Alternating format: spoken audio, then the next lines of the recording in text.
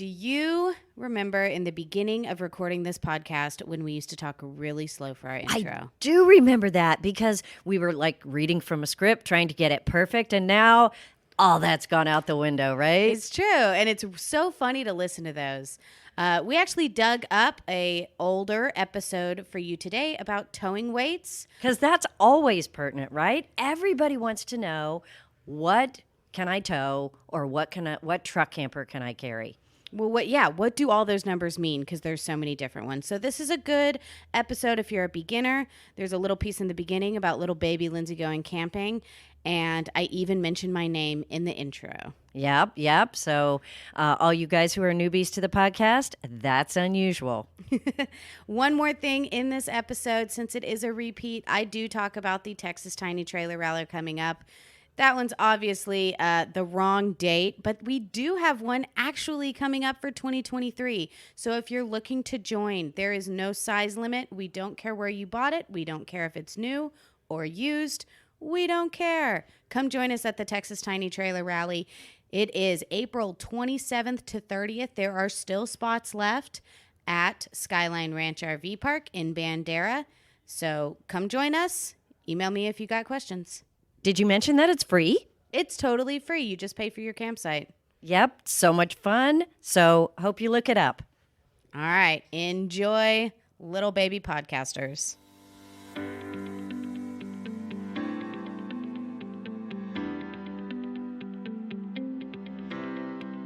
In this episode, Lindsay finally goes camping. She has tips for a 3-day camping trip. Woohoo!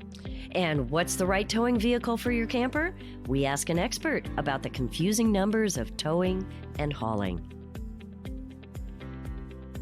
Welcome to RV Small Talk, where we talk about lightweight trailers, truck campers, and the people, places, and adventures that go along with them. We are your hosts from Princess Craft RV. I'm Lindsay. I'm Clint. And I'm PJ, and we thank you for joining us. This episode is brought to you by Intech RV. They make cutting-edge trailers for outdoor and adventure enthusiasts, and their newest designs offer even more style and size options. Be sure to check out their beautiful Soul lineup, the luxury teardrop Lunas, and the rugged flyer models.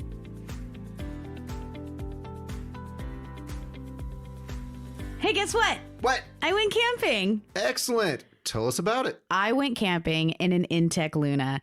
It's always been one of my favorite campers. And, you know, it's one thing looking at it and you know, checking out the features of it. But I got to go camping in a Luna, and it was a lot of fun.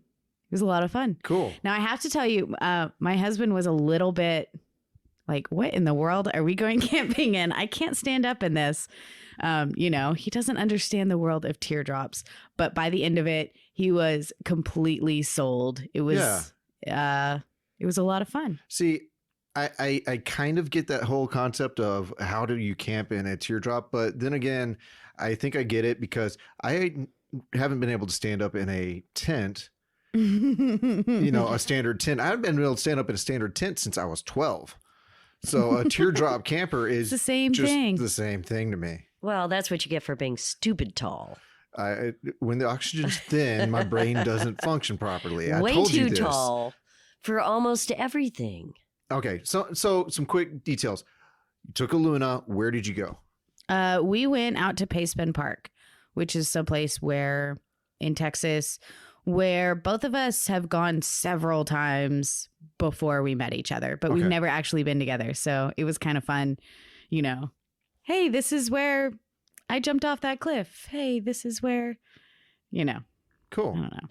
Cool. Now, you also went at what time of year? What month are we in? August? This is August. Yeah. It's Texas. hot, but honestly, we could not have chose a better weekend. This past weekend, it wasn't cold, but it was completely overcast all day Saturday. That makes such a difference. That's amazing. So it was, we talked about it pretty much all weekend. Mm-hmm. We were out there like, we could not have picked a better weekend. We would be sizzling right now. And I even brought movies in anticipation of like, okay, from 2 to 4, we're going to be dying. And so we can go in the camper and watch a movie. And we didn't do that. Was there a breeze? after the evening time. You know, like Sure. the breeze picks up a little. I mean, it wasn't cool by any means, but we got down to the water. It's right on Lake Travis, and we swam. And when it's swimming and overcast, it does Perfect. two things. It feels really good, but also you still get sunburned, by the way. Right, you still do get definitely sunburned. still get sunburned. Novel. So that was really, really fun. I think the best part about the Luna, especially what got my husband like really into it, was the whole cooking outside part. You know, we're both so used to camping in tents and kind of bringing your own kitchen. Mm-hmm. Right. When we got there, I unpacked everything and I, you know, put the silverware and the spatulas and the pots and pans all where they go. And he was just like floored. Right. Like, this is so cool. Right. We have everything ready to go. And just little things like that, like cooking outside. So you still really, you know, You feel feel like you're connected. You feel camping. You're camping. outside. You're cooking outside. It was a lot of fun for us. So we're going to Excellent. do it again. Maybe next time we'll bring the kids, but I'm not sure we're brave enough yet. Okay, so have you been able to compile your thoughts into some takeaways that we could really chew on? For a short camping trip? Yeah. Yes, but first I have to tell you one more story. Oh, please do. So, Thursday, what was it? Friday night, we're laying in bed and then just the loudest beep goes off. And of course, yeah, I'm like, oh my God, we're dying. But it was the propane detector. Right. The LP detector. Mm-hmm. And it was flashing red. And then it says on it, like, if you're flashing red, then you have a leak. And so, you know, I do the first thing that anybody would do is like get out my phone and Google it. Is that what everybody would But do first first? I opened the windows. I was like, I don't Yeah, I was gonna say, I don't if smell anything. I mean, we turned the propane off, so I'm not really sure what's going on. you have a combustible gas, so you pull out an electronic device. Yeah, Good call. totally. Okay. First I lit a match. But Okay, don't try this at home, right? yeah, no. But it was really loud and it goes off like every 5 minutes or something. So eventually it would stop beeping if we, you know, turned the fan on all the way and opened all the windows. It wasn't very cool that night in the camper, but we didn't hear beeping. So then the next day I started to smell something kind of weird, but mainly only outside the camper. So to make a long story short, I took my nose and I just like ran all the way through this camper, opened all the cabinets, tried to figure out where it was coming from. Turns out it was cooking the battery, Uh-huh. Your battery was overheating?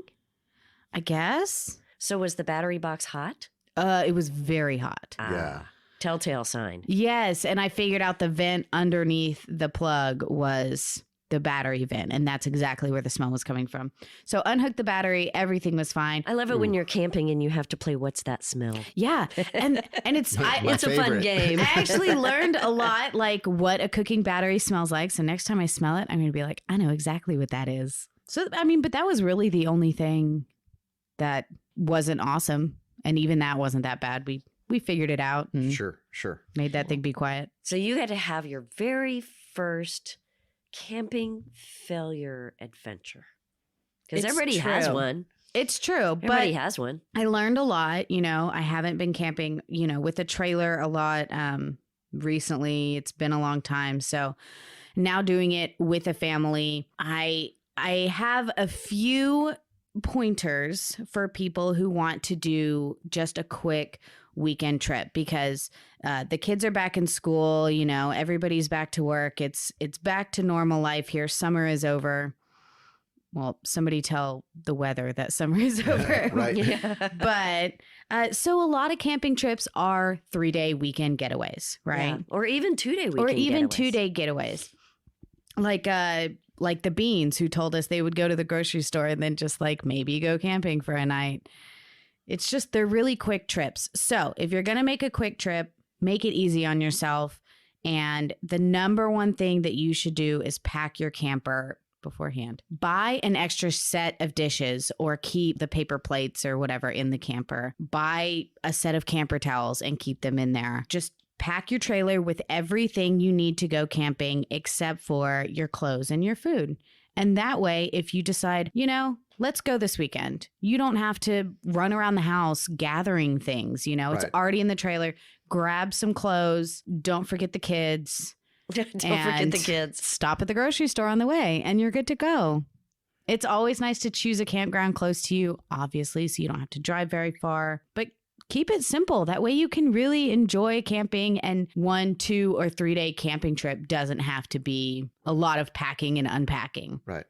And I think keep your plan simple too. And that's going to be part of the joy of it, really. Oh, that's my favorite kind of trip, when there's like 0 on the itinerary. Like, just do whatever I don't know. Let's go for a walk. Let's go for a swim. Let's sit here and do nothing. If you set the bar for this type of trip as this trip is for reset, this trip is for relaxation, is for refreshment, then you haven't set the bar low. You've set the bar for quality. Oh, yeah. Set the bar super low. Or low. That way everything is above the bar. Well, you didn't see my air quotes. No, but keep it simple. Keep meals simple, you know? Don't go out there and cook a pot roast. I don't know if this is one of your bullet points coming up, but if you have something that's already cooked and all you have to do is warm it up. Yeah, leftovers. Yeah. Open your fridge, grab all your leftovers, put it in the fridge. That's a great idea, Clint. And you know, leftovers taste amazing anyways, but really good outside. Everything tastes better when you're camping. Yeah. I mean, a bowl of cereal can really just elevate the senses. Stop talking. This is another thing that social media has ruined for me until I reset. Damn you, Pinterest. Is that your camping meal has to look like right? this? No, it doesn't. No, PBJs. Sliced cheese and crackers. So the other thing that we did on this camping trip that made a world of difference is we left really, really early on Sunday. When we didn't really want to, we wanted, you have a whole nother day. But we realized that with going back to work and back to school on Monday, you still need time to kind of get back into your home routine. Uh-huh. It's really not fun to get back in the late afternoon, in the evening. And then you have a pile of camping clothes to wash. You have a pile of dishes and leftover food you have to put back. And if you do have kids or bring the kids, it's just all discombobulated. It's no fun.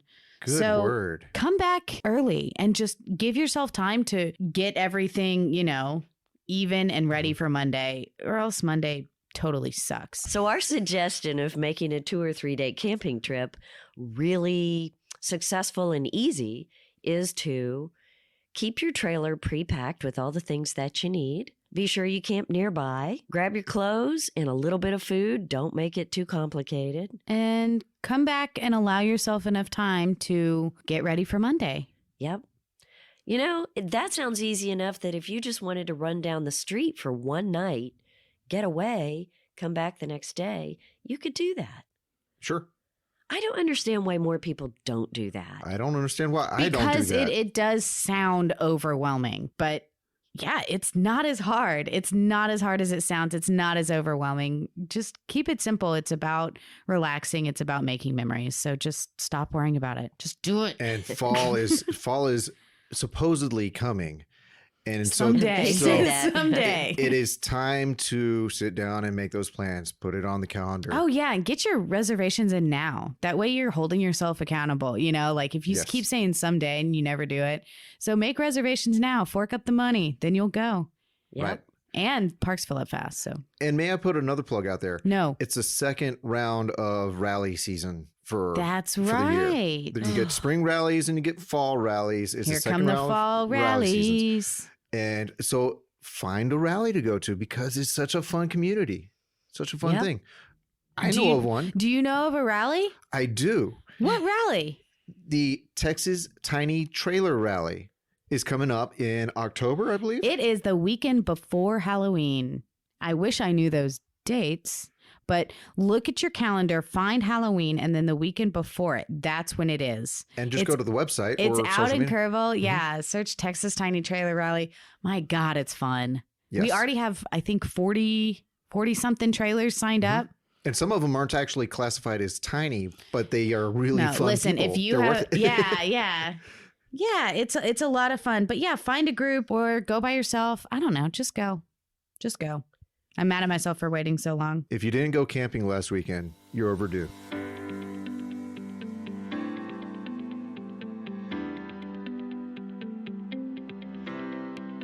Clint, Hey, what is the most popular question we get in the dealership? what truck should I buy for this trailer? Oh my gosh, we hear that question Or truck camper. all the time. All the time, and we needed to bring in an expert. So we have Scott Almquist from Lance, and you match trucks to trailers and trucks to truck campers on a regular basis because the numbers out there can be really confusing. The truck may not be what you think it is just by looking at it. So welcome, Scott, to the podcast. Well, thank you. I'm looking forward to it. It is true. We do get the question. We get it all the time. I get phone calls at the factory almost daily from consumers asking, will this camper fit on this truck? What's the best tow vehicle for the trailers that we make? Mm-hmm. We get that question all the time. And what do you think are the concerns there, just as an initial buyer? I think as an initial buyer, there's so many numbers that are out there. And it's a matter of Ford, Chevy, Dodge, Toyota, Nissan. They all publish their own numbers. Mm-hmm. They are some confusing numbers. The salesman at the dealership may not know exactly what they're talking about. They might be trying to sell you the truck in front of you. Right. So you have to be careful that you see in writing on the MSRP that it has the trailer towing package. Okay. That it may have a truck camper package. Ford actually offers one. They're the only one that does. But if you're looking for a certain truck to tow a certain amount is really where you need to start. You need to start with how much do I want to tow? So what you're looking for is the towing capacity. Yes. Because people get a little confused on what number they're looking for. You want to look at the towing capacity if you're towing a trailer. And if you are carrying a truck camper, you'll want to look at the payload capacity. That's very true. The payload capacity is very different than a towing capacity. Payload you're carrying. Mhm. Towing, you're getting it behind you. Payload is what's in the truck bed, Yes. and towing it is what is behind the tow vehicle, completely behind. Completely behind. You know, a lot of people come in and they think that they find the gross vehicle weight rating and they think that is what the trailer weighs, and they try to match that with a gross vehicle weight rating on the truck or a gross axle weight rating. It gets very confusing. So what we're going to talk about today is only the towing capacity and the payload. You said it in the beginning, salesmen don't always know what the towing capacity is. Yeah, unfortunately, truck dealerships tend to get in a rut and they stock them all the same way. And if that particular dealership isn't stocking them with trailer towing packages, you may need to look around. It's a matter of there's different axle ratings. 308 axle gets great mileage. 341 will get better towing capacity. 373 is the best for towing. 410 will get you terrible mileage, but fantastic towing. So is this kind of like the trailers when people come in and say, well, I want it to be only 20 feet long, have a walk-around bed, 2 slide-outs, and weigh 3,000 pounds. And a dry bath. Yeah. And we're like, okay, all those things don't go together. Exactly. But with trucks, you can find what you want. It just may take you a little longer than you think. The Trailer Life Tow Guide, you can look it up on the web. Princess Craft has a towing guide on their website. You can go up there and look and find the weight you want it to tow, whether it's Ford, Chevy, Dodge, Toyota, Nissan, Mercedes, they're all listed there. So you can go on and there's always little asterisks. It needs this, it needs this, it needs this. Okay, so when I look at those towing guides, it tells me the truck size, like a F-250, tells me an extra cab, Correct. not the regular cab and not the crew cab. So, or let's just say I'm looking at a specific truck, a specific cab size, a specific bed length, and then it will tell me 2-wheel drive or 4-wheel drive. And then it will give me the number. Correct. The problem is that I see is it doesn't tell me what transmission is in that. The gear ratio and whatnot. Yeah. Right. So can that be the exact number right there? No, but what they're going to do is give you that number if you have the trailer towing package. These tow guides only tell you the maximum. They tell you the ultimate that truck can do. And that has to have that maximum gear ratio. So if it has the towing package, it's going to have the best gear ratio for towing. Okay. So you can trust that number. You can trust that number. If it has the tow package. If it has the tow package. Yes. Okay. Well, that makes sense. So if you buy something without the tow package and you try to just put a hitch on yourself, you may not have the optimum gear ratio and the engine cooler and the transmission cooler. Yes, the transmission cooler is key. Okay. And that's a big part of the trailer towing package. And it feels like going into shopping for a truck, you don't even know how many questions you should be asking sometimes. And it could be compounded if you're looking in the used market. How would you even go about finding these numbers for something that you find on a used lot or a private seller? Again, these days, the internet is your friend. Okay. You should be able to get on the internet, put in a serial number, VIN number, maybe? a VIN number, Okay. and find what gear ratio is in that truck. But don't jump into it until you know if that's what you want it to do. Okay. All right. Okay, so let's back up and go back to some basics. One of the things that people walk in and automatically think is a diesel is better than a gas engine. What do you need to know between a diesel and a gas? Because that's a decision you have to make when you're looking at trucks. I can answer this one. Okay. A diesel is louder. And sometimes smells And like a it's diesel. more expensive. Well, they used to be a lot louder, but they're not as loud. They're really not anymore. The newer diesels, they've tamed them down quite a bit. I live in Colorado, and 90% of the trucks out there are diesel. Mm-hmm. Why is that? The diesel will give you a little more torque going up the mountains. The diesel gets a little better mileage for a bigger truck. If you're in a dually, the diesel will get you a little better mileage than a gas engine. Okay. I think longevity. The diesels will run 200,000-300,000 miles typically.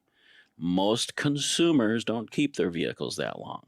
Right. If you're really into thinking you're going to have it for 20 years, a diesel's a good thing. Okay. The gas engines might wear out a little quicker on you. The diesels, the maintenance on them is very high. So you really have to take a look at the $5,000 or $8,000 upfront cost, a little better mileage, higher maintenance on the diesel. Mm-hmm. Okay. So gas will work fine for most consumers that aren't going to put 200,000 miles on it. So Right. think about your usage. Think about your usage without a doubt. So in Colorado, up in the Midwest, do you think they drive farther than? Definitely in Colorado, Utah, Wyoming, Montana, everything's farther away. They have to go 75 miles to a Walmart. They have to go get groceries. They do a lot more open country, fast driving. It's not city driving at all. So, yes, they do put a lot more miles on in that area. Well, it sounds like Texas to me. In some places, for sure. Yeah, Yeah. without a doubt. When you get out into West Texas, you have the open spaces also. And there's a lot of diesels down here. They're a great work truck. They're a great oil rig truck. To put them on the consumer level, both Ford and Dodge have come out with half tons. The Nissan's got a Cumming diesel in it. I think at this point, Toyota and Chevy are the only ones that don't have diesels in the half tons. Again, you have to be very careful. Especially the Dodge diesel is rated for mileage. It doesn't have a high tow capacity. Just because it's a diesel doesn't mean it can tow a lot. So Okay, you have to be wait. careful there. So just because it's a diesel doesn't mean that it's going to be really great for towing. Correct. Because that's what most people assume. I've got a diesel, so I'm going to really have a tough engine that's going to get me up the mountain. But the engine is not the gear ratio in the transmission, and that's where the issue is. It is on the half ton. They again rated it for the mileage. So they put I don't know the exact gear ratio in it, probably the 308, so that it got great mileage and wasn't designed as a great tow vehicle. So if you're getting a diesel, the better the gas mileage, maybe not as good at towing. Correct. I'm looking at the Trail Life Tow Guide right now. They are showing the 5.7 liter V8 Ram 1500 quad cab 2-wheel drive can tow 12.7. the same truck, Ram 1500 quad cab 2-wheel drive with the diesel, tows 6,700. Wow. Whoa. Okay, so that's where a lot of people can get confused. They're automatically thinking that the diesel will tow a lot more. Mm-hmm. Okay, so 6,700 isn't that great for a 1,500 or a half-ton truck these days. Mm-hmm. So that's what we get for stereotyping, folks. You stereotype a truck based off of his engine, and it's going to get you in trouble. Mm-hmm. So you have to look at the whole picture. You have to look at the whole picture. What's included with that? Right. Okay, so I'm hearing a line of thinking that I think that a lot of people who are new to the concept of towing or hauling come in with. A half ton is a half ton is a half ton. A 3/4 ton is a 3/4 ton. A 1 ton is a 1 ton. But a half ton could potentially tow way more than expected or way less than expected, and maybe even cross into 3/4 ton capacities. Yeah, I mean, when you look at what we call half tons and 3/4 tons, first of all, that's to me is a misnomer. I mean, what's a half ton? 1,000 pounds. Right. Okay. They carry 2,000 pounds and they tow 12,000 pounds. So to me, in the industry, to keep calling them half tons hurts us. But that's just how we know the truck. You know, it's Right. a 1,500 or a 150. And it was true probably 60 years ago. Exactly. It was probably true when they first started calling them that. The engine and transmission between a half ton, a 3/4 ton, and a 1 ton are pretty much the same. It's the same motor. It's the same transmission. What you're getting is different brakes, different axles for the carrying part of it. So if you get a half ton or a 1,500 with the same engine and transmission that you do in a 2,500, it's going to tow the same. It's just a matter, it's going to be a much more comfortable truck as an everyday driver. So with that, you can look at the F-150, the 1,500, if you're going to use it as an everyday driver, and you don't want to go above 10 or 12,000 pounds for towing. Okay. Well, I think that raises a good point. If you're going to be towing and you're going to buy a truck to tow a trailer that you've picked out, I think one of the things you need to think about is this going to be a daily driver? Are you going to be towing 2-3 times a year? Or are you going to be towing every other weekend? And how far are you going to go? Flat land, mountains. Is that going to really make a difference on what towing capacity you need on a truck? I would think it would. Yeah, I mean, it does make a big difference how often you're going to do it. Mm-hmm. You know, with the tow capacities, everybody's different as to where they want to be with them. If you're going to be maxing out every mile you drive, you could wear that truck out quicker. If you're going to max out twice a year, because that's all you're going to pull the trailer, it's not going to hurt it that bad. If you're going to buy it and go to Alaska or go to the East Coast, and you're going to do a lot of towing for the next 2 years, more is better. Have some extra capacity there. You won't wear out the truck as quickly. And what would you recommend as extra capacity? That's a tough question. I know it is. I know. That's why I asked you. A lot of people say 20%. 20%'s a great number to use. You know, if you're looking at a truck that can pull 8,000 pounds, 20% is 1,600. So a trailer that weighs 6,400, that's where most people are comfortable.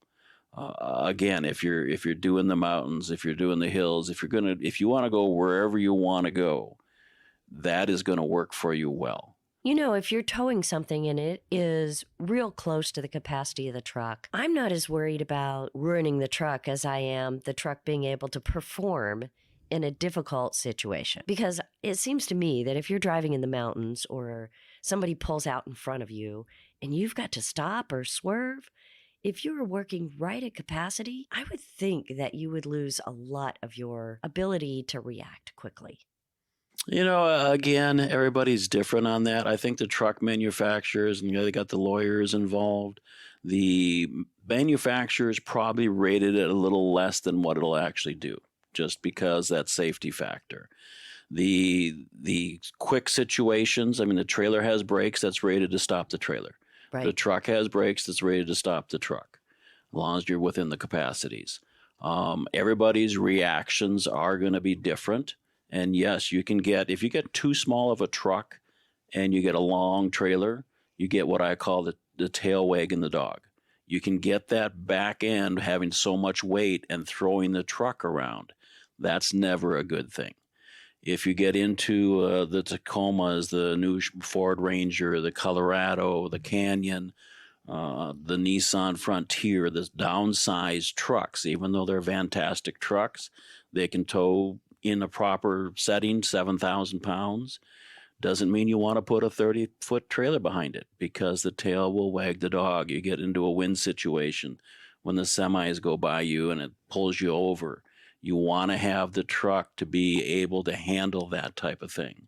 So yes, you do get some of that. Did we talk about four-wheel drive? No, and I was about to ask that. It was on my mind. We love our creature features inside the cab. Those all add weight. And we like our capability features. Namely, the big one that gets thrown around is four-wheel drive. And we have people come into our shop and they say, I have this brand new truck. I just bought it. It has paper tags on it still. And it is a huge truck. You know it is huge because it has four-wheel drive. It can haul anything out there. Right. But tell us about what happens when you add stuff like four-wheel drive specifically, and maybe electric windows and a sunroof. Well, everything is about weight as far as the trucks are concerned. Four-wheel drive, and again, if you look at the tow capacities, the two-wheel drives will always pull more than a four-wheel drive. They will always carry more. When you add that front transmission, if you will, on a four-wheel drive, it adds weight. So yes, a two-wheel drive will certainly carry more and pull more than a four-wheel drive. People like the four-wheel drive. If you're going to get off-road camping, if you're going to go on the beach, they want that to be able to do it. Now, the two-wheel drive, even though it will do more, it's about like 300, 400 pounds. And if you're that close to your capacity, yes, you need to look at that. But some people just don't care to have the four-wheel drive as their everyday driver because it is a little rougher, with that extra suspension. So four-wheel drive doesn't add capacity. No. It adds traction. Yes. At the expense of taking some of your hauling. It is going to take a little bit. It actually takes away from your towing capacity. Right. And your payload capacity. And then the creature features inside. If you're adding the sunroof, if you have the electric windows or any other gadgetry that is equipment that goes in, that also takes away. Well, as we've all seen the commercials, where Ford has the highest payload. We've seen the Toyota Tundra pull the space shuttle. Where the highest Tundra is rated at 12,000 pounds, they're visually showing it pulling 40,000, 50,000 pounds. We don't know what that weighs. But the pulling capacity is the same no matter how many options you have. So each truck, when you add electric windows, sunroofs, the fancy Texas edition, that adds stuff. And when you add stuff to the truck, it's going to bring the tow capacity down a little, whatever that weight is. So how do they have a commercial towing a space shuttle? What truck is that? That truck doesn't exist. It's just trying to show, I guess, that it can do a lot more than we say. It can even pull the space shuttle, even though we tell you. But also don't try this at home. Yes. Well, somebody please loan me a space shuttle. I'm just going to have to send it back. I was going to have Amazon drop off one just today. There you go. That's pretty creative, because how do you replicate a space shuttle?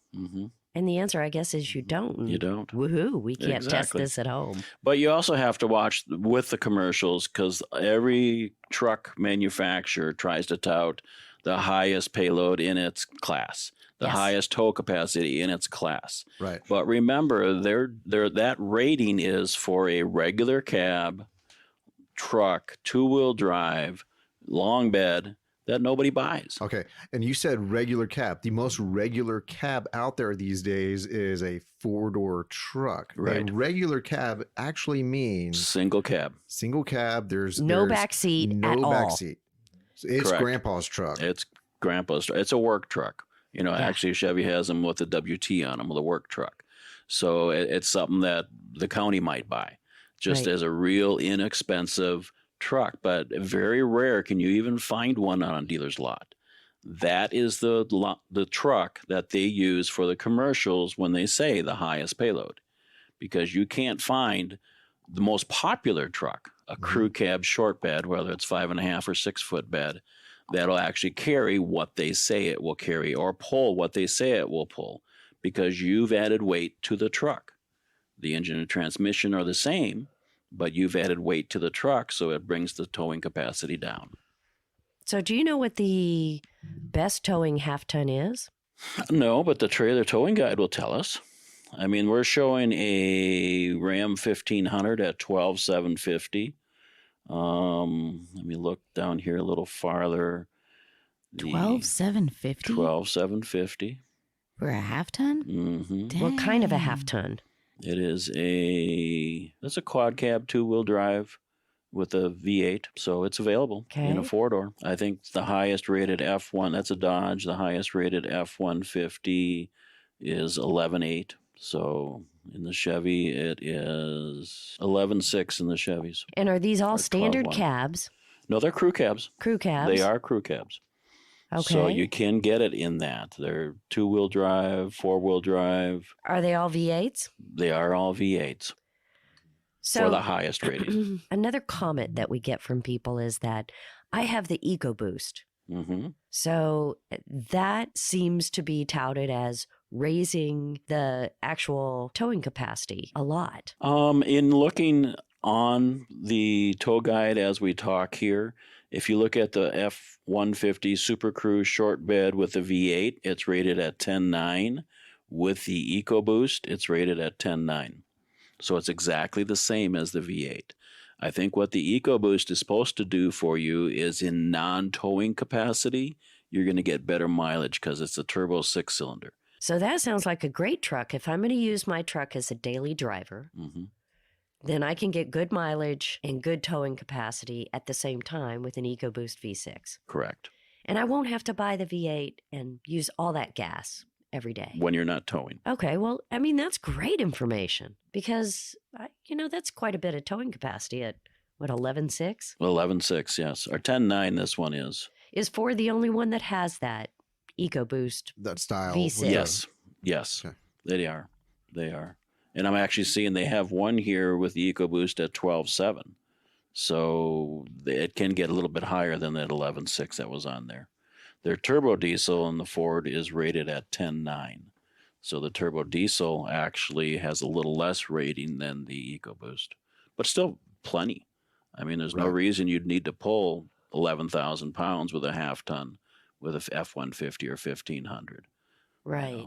That should be plenty of truck for most trailers on the market. So we have someone who's looking for an RV and they come in, they don't have their tow vehicle, they're choosing their trailer or truck camper. What would be the best route for someone at the dealership to assist them as far as thinking this through and getting them set up with a great scenario that's going to last? You really have to land them on a size, on a trailer. Mhm. There's really no reason to talk trucks until you can find that range. Okay. You found that range.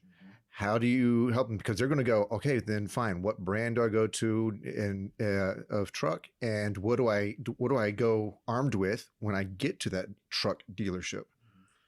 First of all, I'm never going to suggest a brand. Okay. Okay. Most consumers have a brand in mind. They already own a Ford, Chevy, Dodge, Nissan. They own something. We can head them in the right direction by tow capacities. Right. That's where you need to start. In wrapping up, I would like to say that salespeople don't always know. So you need to walk into the dealership knowing what you need your tow capacity to be. You need to ask for that in writing on any truck you're interested in and be sure it has the factory tow package. Without a doubt. Okay. Just because it looks like a big, badass truck Yeah. doesn't mean that it has a good tow capacity. Right. Well, Scott, I learned a lot. Thanks so much. My pleasure. I did too. Hey, Lindsay. Hi. You are here, huh? Well, she's been here quietly learning about trucks. Wow. Right. Very I nice. took notes and everything. Well, that about wraps it up. That was a good time with Scott. He really helped us out in understanding the numbers associated with towing or hauling. It was an informative time. It expanded was. my It was. mind. Yes. Just making sense of all those numbers and words and GV, bar, W, and, What you think it ought to be isn't always what it is. Smoke and mirrors. Smoke and mirrors. Now we know we have to check it out, figure out how much it can tow for real. And Lindsay, you went camping and came back with memories and tips. I finally did go camping, and I am not going to wait as long to go camping again. And scheduling next trip? I am right now. Give me a computer. Done.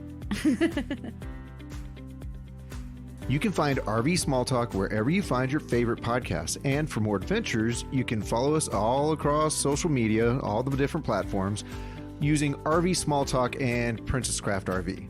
Our show notes with, of course, links to more information on all the topics are found at rvsmalltalk.com.